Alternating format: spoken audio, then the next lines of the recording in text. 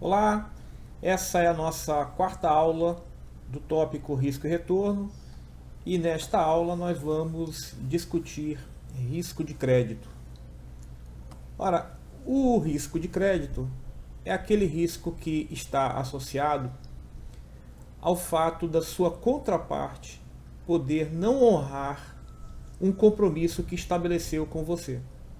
Então, numa relação contratual você tem duas empresas, onde se uma empresa faz a entrega daquilo que ela havia prometido e a outra empresa ela não faz a entrega, daí você tem a inadimplência da contraparte que não fez a entrega.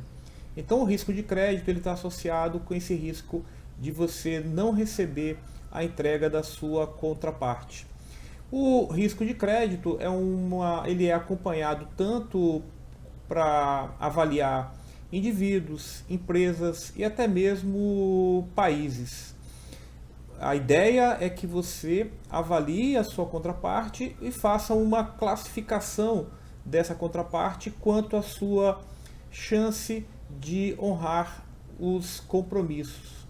Essas classificações, essas avaliações, elas podem ser tanto quantitativas como qualitativas. Você pode reunir um conjunto de informações, pode tentar buscar modelar essas informações com um modelo quantitativo, ou mesmo você pode reunir um conjunto de informações e estabelecer uma abordagem qualitativa para fazer a avaliação do risco de crédito da sua contraparte. O risco de crédito ele é influenciado pela probabilidade da contraparte inadimplir com você.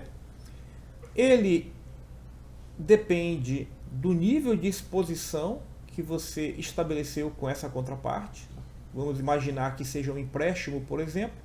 O volume de dinheiro que você emprestou para a contraparte, ele seria a sua exposição. Além disso, quando uma contraparte entra em inadimplência, às vezes você vai buscar recuperar parte daquele dinheiro que não foi entregue, ou parte do valor econômico que você eventualmente tenha perdido na sua relação contratual, você vai buscar na justiça e tenta recuperar alguma coisa. Então, a fração que você consegue recuperar, ou a fração, em contrapartida, a fração que você perde, né? Isso influencia na sua avaliação de risco de crédito. Então, você tem a probabilidade de perda como uma das variáveis, você tem o tamanho da exposição como outra variável, e você tem a sua fração, a fração daquilo que você emprestou que é perdido, ou 1 menos a fração do que você perdeu, que é o que você recupera. Outra variável importante, tá, é o fato de que quando você está em uma relação empresarial em que você tem muitas contrapartes, uma coisa importante também é uma eventual correlação que possa existir entre as diversas contrapartes, ou seja, o fato de uma contraparte vir à inadimplência e por algum motivo que seria o mesmo motivo que outras contrapartes poderiam entrar em inadimplência com você pela mesma razão. Então a correlação entre inadimplência de várias contrapartes é algo que você deve levar em consideração também. Bom, existem várias agências que classificam o risco de crédito, mas no mundo de uma maneira geral a gente tem 3 grandes agências. Aqui nesse quadro nós temos apenas explicitadas 2 empresas, a Moody's e a Standard & Poor's. Essa explicitação aqui foi feita apenas para que vocês percebam um exemplo de classificação de risco de crédito. Nesse exemplo aqui nós temos a classificação da Moody's e em paralelo aqui a classificação da Standard & Poor's, 2 grandes empresas de avaliação de risco de crédito, de classificação de risco de crédito. E como é que essa classificação é feita? Uma empresa é dita de ótima qualidade, é muito comum a gente ouvir a expressão, ela é triple A, 3 A's, AAA, triple A, se ela tem um maior nível de classificação de risco de crédito com baixíssima chance de inadimplência, porque a empresa tem elevada capacidade de pagamento das suas obrigações. Então, se a capacidade de pagamento é extremamente alta e você sabe que a probabilidade de inadimplência é muito pequena, você vai apresentar uma boa avaliação de risco de crédito para essa empresa. Uma boa avaliação de risco de crédito, uma boa classificação, significaria que ela levaria aqui um AAA. Já empresas onde a inadimplência já aconteceu, você tem uma classificação de baixa qualidade aqui, né? Que são classificadas como um C ou um D. Bom, no meio do caminho, nós vamos ter várias classificações possíveis, que vão variando, né? Elas vão mudando em função da qualidade que você tem associada ao crédito junto com a empresa. Então, uma alta qualidade, AA, uma qualidade elevada, mas que não no mesmo nível das demais, AAA e AA, seria a Single A, né, um único A, e Triple B, tá, são um outro nível de classificação, e é comum no mercado financeiro o pessoal dizer que daqui para cima nós temos ativos, olha, daqui para cima nós temos ativos que são classificados como grau de investimento. Então, ativos que são triple B para cima, triple B para cima, são classificados como grau de investimento. E por que isso é importante?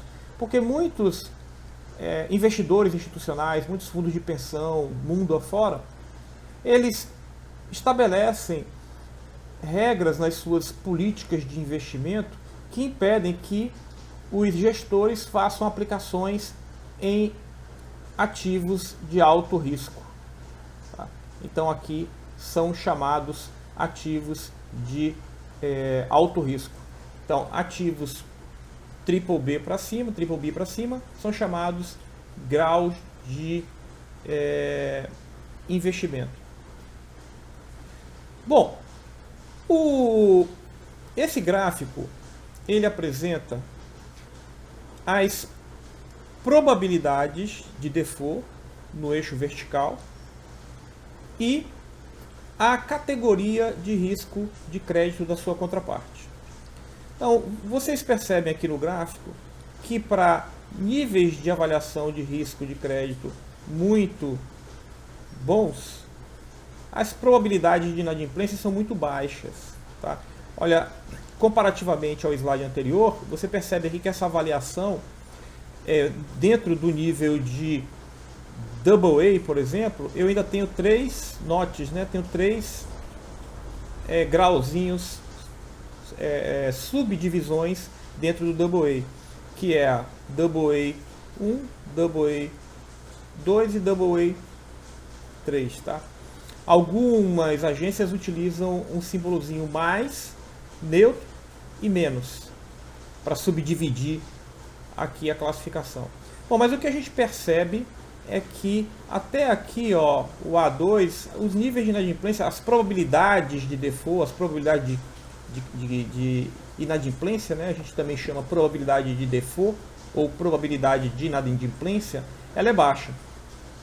Então, na medida em que a avaliação de risco de crédito vai se deteriorando, você percebe que a probabilidade de default ela vai aumentando, ela é maior. Bom, além disso, esse gráfico aqui está mostrando também o seguinte: eu tenho uma barra em azul com uma legenda sinalizando 5 anos e tenho uma barra uma barra em branco sinalizando 1 ano. O que isso aqui significa? É o período ou a maturidade a maturidade, vamos chamar aqui do empréstimo ou do contrato. Tá? Então olha só, o que a gente observa? Que quanto maior a maturidade do contrato, ó, se você comparar essa barra, a probabilidade aqui com a probabilidade aqui, você comparar essa com essa, você percebe que quanto maior o prazo do investimento, maior a probabilidade de default associada. Ora, significa que se você concede um empréstimo para ser pago daqui a 5 anos, a probabilidade de inadimplência de um empréstimo que tem uma maturidade de 5 anos é maior do que a probabilidade de inadimplência de um empréstimo que vai vencer em 1 ano. Então, essa informação também é importante, e isso significa que quanto maior a maturidade da contratação, maior a chance da inadimplência. Bom, vamos aqui ver como que a gente estabelece uma métrica associada ao risco de crédito, que é uma métrica muito comum chamada de perda esperada.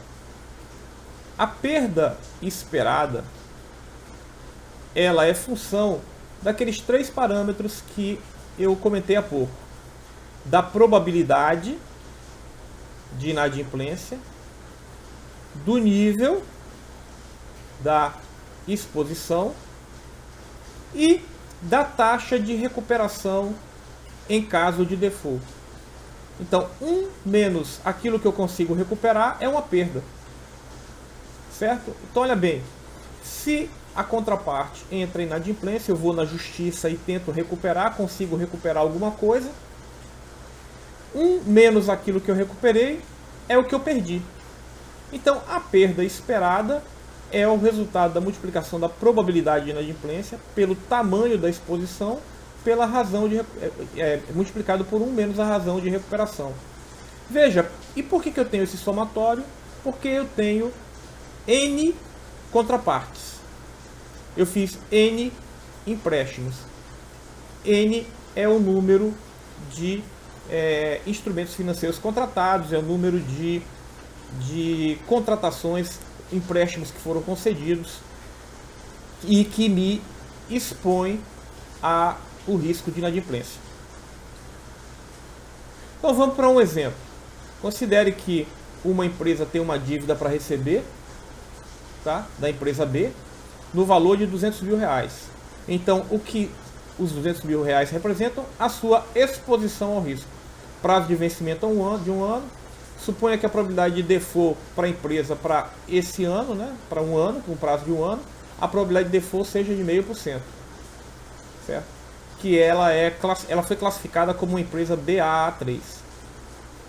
Então ela tem essa classificação Ba3 e associado com essa classificação de risco, a gente tem uma taxa de inadimplência. Essas taxas de inadimplência, elas são resultado de observações empíricas de um histórico. O que a Moody's, a Standard & Poor's, a Fitch, o que as empresas de classificação de risco fazem? Elas observam o histórico, elas classificam, né, as empresas pelo seu nível de inadimplência, e aí elas começam a observar a taxa de inadimplência. Olhando para a história, você consegue encontrar os níveis de inadimplência que são associados com essa classificação. E vamos supor que você estima um nível de recuperação de capital, caso haja inadimplência, que se você for para a justiça, você consegue recuperar 30% da sua perda. Qual é a perda esperada, então? Simples. A perda esperada vai ser a sua probabilidade de default multiplicado pela sua exposição, multiplicado pela sua fração perdida. Tá? E quem é a sua fração perdida?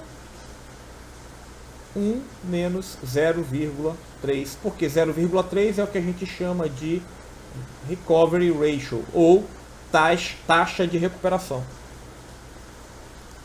Então, a multiplicação da probabilidade de perda pela exposição por 1 menos a recovery ratio vai te dar a perda esperada. Algumas empresas utilizam esse mecanismo para fazer sua provisão de perda para devedores duvidosos, né? Você vai fazer sua provisão de perda em função de uma estimativa do risco de crédito que está associado às suas diversas recebimentos que você tem expectativa em função das suas contrapartes. Bom, um outro exemplo, tá? Suponha que um banco aqui, tá? Ele concede empréstimos e que ele tem uma taxa de inadimplência de 5%. Considere que uma aplicação em títulos do governo federal ela é livre de risco e ela rende 8%. Significa o seguinte: considere que se você emprestar para o governo, você não tem inadimplência, você vai receber o dinheiro. A suposição. O banco espera conceder no ano 5 mil empréstimos, de 1.000 cada. A razão de recuperação dos inadimplentes é de 40%, ou seja, se alguém não paga, o banco consegue recuperar 40% do que ele emprestou. Qual a taxa mínima que o banco deve cobrar dos seus clientes? Tá? Essa é a pergunta. Qual é a taxa mínima que ele deve cobrar dos seus clientes em função desses dados? Ora, como é que a gente vai fazer essa conta? Vamos imaginar que V é o valor investido pelo banco. O banco investe V. Quem é o valor investido do banco? O número de empréstimos multiplicado pelo valor de cada empréstimo. Qual é o número de empréstimos?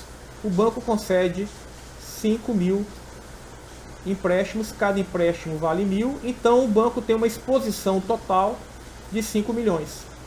Essa é a exposição que o banco tem.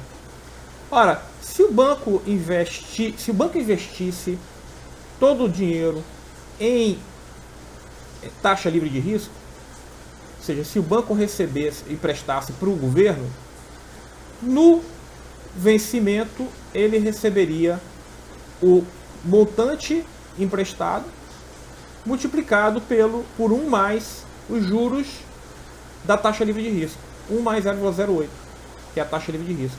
Então você imagina, o banco pode emprestar para o governo e livre de risco, em cima do montante que ele aplicar, ele ainda vai ter uma rentabilidade de 8%. Alternativamente, o banco pode conceder 5 mil empréstimos, sendo que ele sabe que parte do dinheiro ele vai receber, que é 1 menos a probabilidade de inadimplência, é o que ele deve receber, e o que ele vai receber vai ser remunerado por juros. Taxa de juros essa que é o nosso objetivo. Que taxa de juros o banco cobraria dos seus clientes? Ora, essa parte aqui corresponde àquilo que o banco receberia. E aquilo que o banco não vai receber, mas parte ele vai recuperar. Ele tem o valor investido multiplicado pela probabilidade de perda, ou seja, 5% do valor investido ele perde, só que perde não, entra em inadimplência, só que ele recupera uma parcela, ele recupera 40% dessas inadimplências. Então veja, ó, ele vai emprestar e vai receber 95% dos empréstimos corrigidos pela taxa de juros que ele vai cobrar, e mais a parcela que vai entrar em inadimplência, mas que ele vai na justiça e que ele consegue recuperar.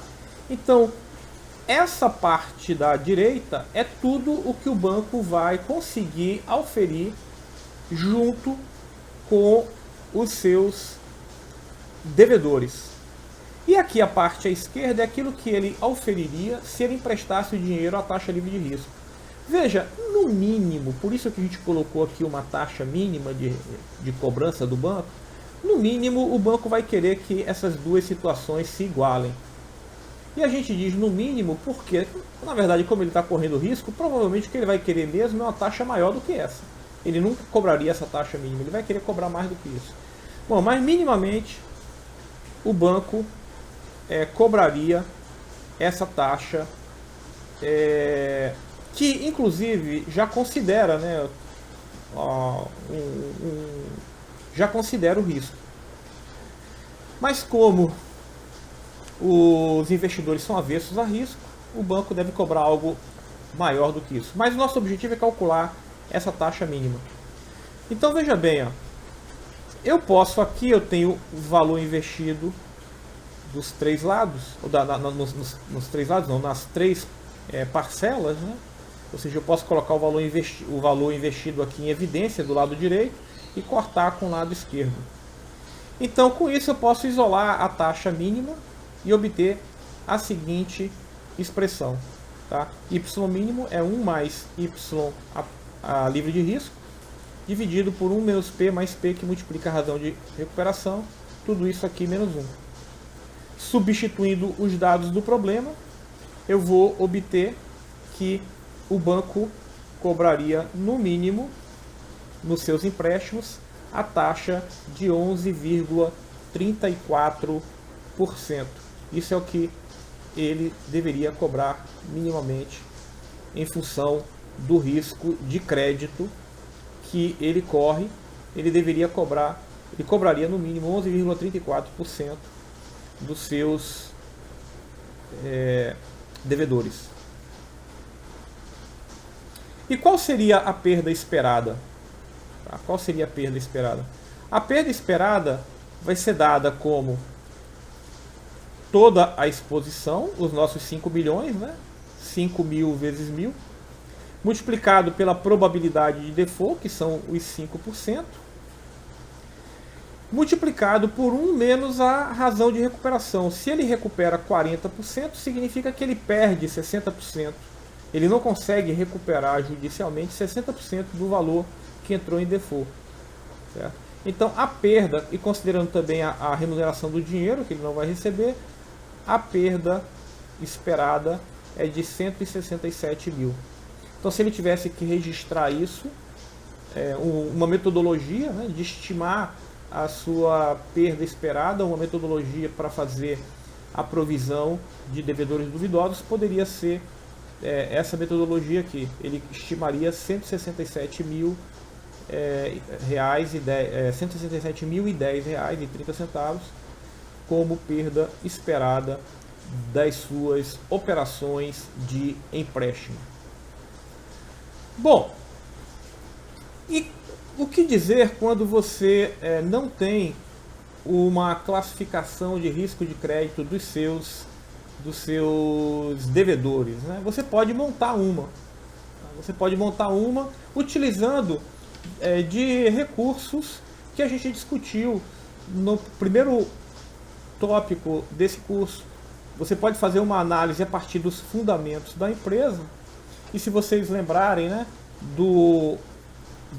da cobertura de juros, né, uma métrica de cobertura de juros, você poderia usar o EBITDA sobre as despesas financeiras ou o EBIT sobre as despesas financeiras, ou uma métrica ou outra. E a gente sabe que se o EBITDA ou o EBIT sobre as despesas de juros é muito alto, significa que a empresa tem uma boa capacidade operacional de fazer o pagamento, de cobrir os seus juros. Então ela é uma empresa que você classificaria como AAA. Ou seja, se você não tiver uma agência de crédito para fazer análise para você, você pode montar. Inclusive você pode incluir vários índices, você pode incluir vários aspectos na sua análise fundamentalista. As empresas fazem isso, quem não tem ali, quem não contrata uma empresa de risco de crédito para fazer a avaliação dos seus devedores, ele próprio tem que montar a sua avaliação. O que ele vai fazer? Ele pode usar um critério como esse, analisando dos seus credores os aspectos associados a sua capacidade de pagamento, ao seu grau de alavancagem, seu nível de liquidez. É muito comum o pessoal usar isso. Rentabilidade e alavancagem e liquidez. Rentabilidade, alavancagem e liquidez, você observa esses parâmetros, né? E você estabelece uma classificação própria de risco de crédito. Esse exemplo específico aqui, a gente está olhando apenas para o nível de cobertura de juros. Se o nível de cobertura de juros for maior do que 9, eu estou atribuindo um grau de ótimo, excelente pagador para aquela contraparte. Se o nível de cobertura de juros da contraparte ele é aqui intermediário, tá? Eu já vou associar um nível de risco de crédito com uma qualidade menor. E se a capacidade de geração de caixa dela vis-à-vis as suas despesas com juros for baixa, né? Se a minha capacidade de geração de caixa for baixa, eu já vou associar ela a um risco de inadimplência mais elevado. Esse seria um mecanismo que você poderia usar para classificar os seus devedores.